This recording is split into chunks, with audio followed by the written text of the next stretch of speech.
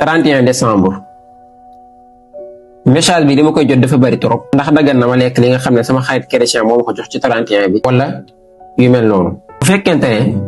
31 bi kese moom moo tax ñu togg ñam woowu maanaam feetu kese moom moo tax ñu togg ñam woowu jox la ko yow en tant que jullit waroo ko lekk dafa xaram. lu tax loolu boo ko lekkee yow da ngay ànd ak ñoom ci seen mbégte mi nekk te mbégte mi dañoo bëgg yow doo ci laale dara en tant que jullit. boo ci laalee rek ngir ne ñoom dañoo am feet waaye lii lañ togg ci feet gi wala lii lañ ma jox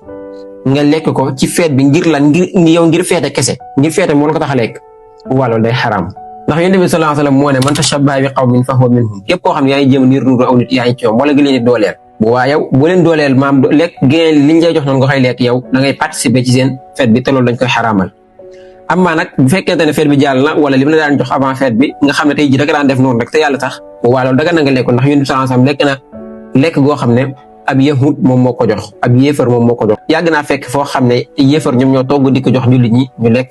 te waxu ci dara waaye nag bu fekkee da koo def ngir lan ngir jour bii lay anniversaire jour bii mooy seen fête